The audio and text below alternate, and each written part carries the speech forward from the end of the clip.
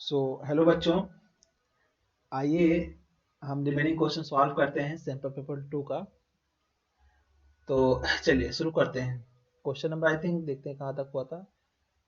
पिछले वाला वीडियो में 11 तक कर लिया, 12 से बाकी है। सारा क्वेश्चन सॉल्व करूंगा, टेंशन लेने की बात नहीं है, ठीक है। तो चलिए शुरू करते हैं। आपका अपना काम करो, मैं अपना काम करते जाता हूँ, ठीक है। आपका काम क्या है? पढ़ना।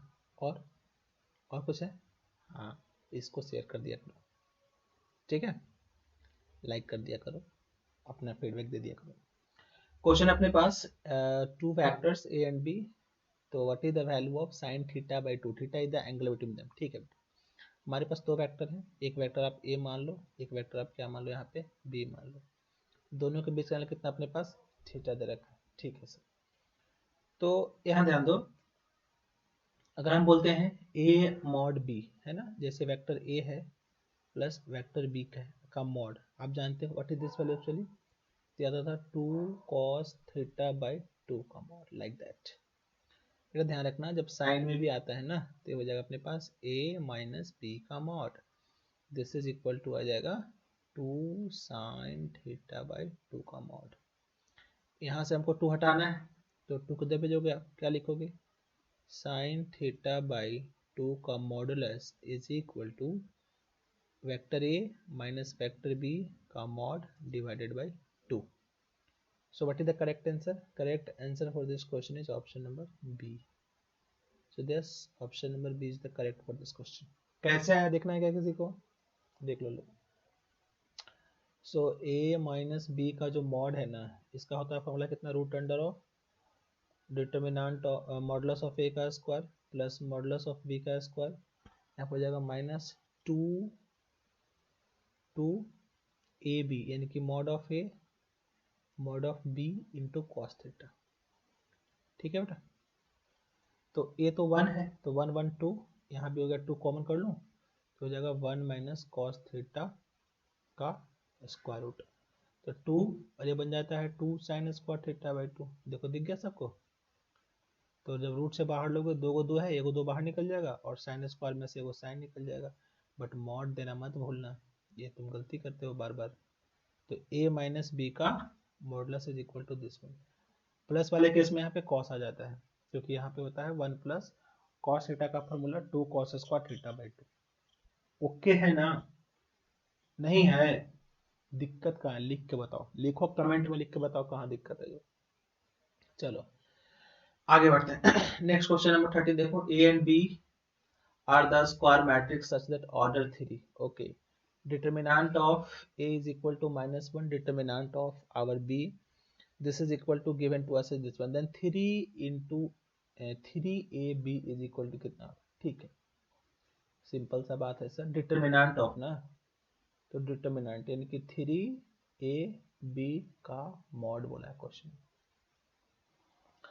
देखो बेटा, ए एंड बी जो है वो मल्टीप्लाई जब हम करेंगे मैट्रिक्स को, ठीक है, तो हमारे पास एक मैट्रिक्स बन जाएगा। अब 3 जाकर के उस सारे एलिमेंट्स हमारे पास क्या होगा? मल्टीप्लाई, ठीक है। तो एक्चुअली 3 तो हमारे पास वैल्यू एक ही है ना, तो कहीं एक के साथ आप मल्टीप्लाई कर दो तो this will comes out to be, बाहर निकलेगा ना, तो 3 3 3 तीनों में आएगा कॉमन, तो हो जाएगा 3 रेज टू द पावर, निकल के आया कितना? 3 रेज टू द पावर 3, क्योंकि 3 ऑर्डर का मैट्रिक्स है। Then determinant of A, and यहाँ पे हो जाएगा determinant of B. 3 3 9 27, determinant of A कितना है? माइनस, ए कितना है? 3, कितना हो जाएगा? -81। So answer for this question is option number B, -81। Property याद है कि नहीं सबको? क्या है प्रॉपर्टी सर? अरे यार, k इंटू डिटर्मिनेंट ऑफ, अगर k रहे तो होता है k के power n into determinant of a। पीछे प्रॉपर्टी बताया था एडजॉइंट वाला, याद है क्या? क्या था? k है ना, a था adjoint of k into a, तो बाहर क्या निकला था? k raise to the power n minus 1 into adjoint of A. Property ये सब याद रखा करो बेटा, काफी इंपॉर्टेंट प्रॉपर्टी है ये सब। Adjoint of k is equal to k raise to the power n minus 1 into adjoint of A. चलो, तो इसका ऑप्शन नंबर क्या सही आया? बी आ गया सर, ठीक है। 14 नंबर देख लें? अरे बोलो देख लें। हाँ सर देखो सर, चलो। A and B are the two events such that P A इतना पी बी इतना दिस इतना कितना होगा, अरे बाबू ठीक है देखो, तो ए दे रखा अपने पास इतना, तो हम सब जानते हैं conditional probability, probability of A जब बी हो चुका है sir, that is equal to probability of A intersection B divided by probability of B, ठीक है कि नहीं। अच्छा actually देखो यहाँ पे दिया है क्या कि इंडिपेंडेंस से कुछ नहीं बोला इन लोगों ने, कोई बात नहीं, तो हमारे पास एक्चुअली दिया, इसको हम थोड़ा वेन डायग्राम बनाते हैं और समझने की कोशिश करते हैं। ऐसे तो याद होना चाहिए चीज़ें, बट फिर भी अगर याद नहीं है मान लो तो हम इसे भी देख सकते हैं। अगर हमारे पास दिस इज सेट ए और ये हमारे पास कितना है सर, सेट बी है सर, ठीक है ना। बोला है ए कंप्लीमेंट मतलब ए से बाहर बाहर, बी कंप्लीमेंट का मतलब बी से बाहर बाहर, अब दोनों का कंप्लीमेंट मतलब ए वाला पार्ट आ जाएगा, तुम ध्यान दो, ए से भी बाहर होना चाहिए एंड बी से भी बाहर होना चाहिए, तो ए रीजन हमारे पास आ जाएगा। तो ये क्या है सर, टोटल प्रोबेबिलिटी 1 में से अगर मैं ए यूनियन बी को माइनस कर दूं तो क्या यही आ जाएगा, यानी कि probability of A complement intersection B complement is same as 1 minus P A union B, बोलो ठीक है ना।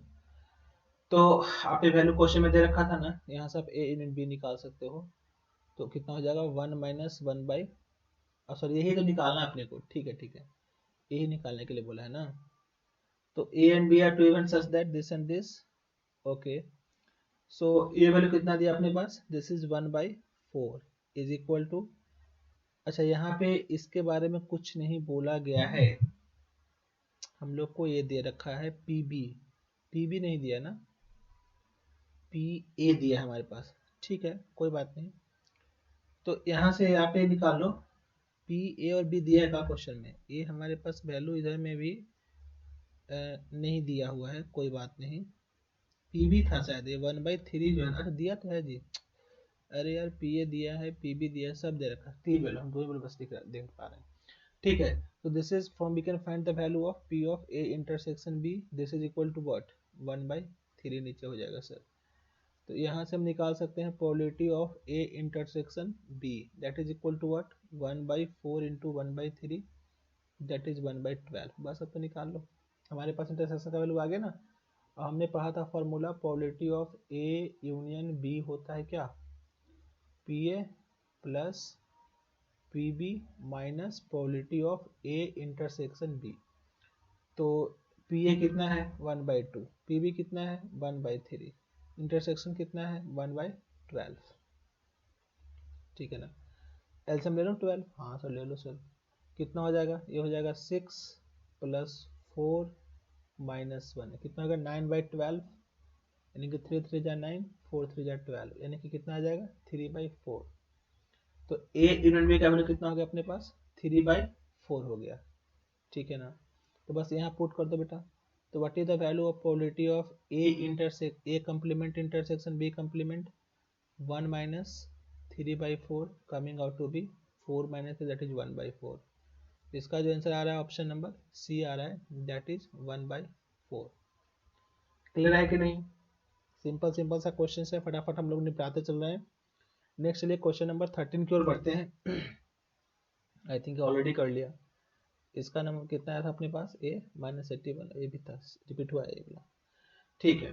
एक क्वेश्चन नंबर 15 देखिए, 15 का सॉल्यूशन अपने पास क्या आ जाएगा सर, दिस इक्वेशन, तो दिख रहा है, क्या बता सकते हो बोलो तो कौन सा फॉर्म है, कमेंट में जल्दी लिखो, जब पूछता हूँ तुरंत बोला भी करो और लिख दिया करो, कौन सा फॉर्म है, वेरिएबल से अप्लाई दिख रहा है, अरे दिख रहा है ना बाबू, कर लो, कितना है sir 2y minus 1 into D X is equal to 2x plus 3 into D Y, अरे बोला हो हाँ कि ना, हाँ हाँ सर हाँ, ठीक है, dx डिवाइडेड बाई ये हो जाएगा 2x प्लस 3, और ये कितना हो गया dy divided by 2y minus 1, कितना हो गया सर, चाहो तो 2 कॉमन कर लो या डिवाइड कर लेना बाद में, आपकी मर्जी, तो कितना हो जाएगा 1/2 ln 2x plus 3 is equal to 1/2 ln 2y minus 1, और यहाँ पे हम चलो 1/2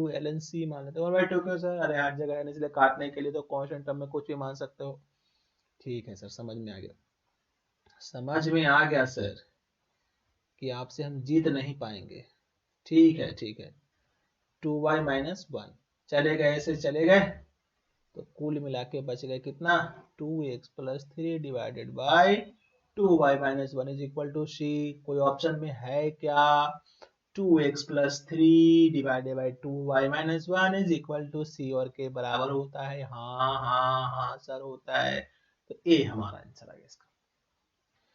समझ में आ रहा है? वेरिएबल से प्रबल में क्या था, मैं बोलता हूँ पर सुनते जाओ बच्चों। क्या था सर?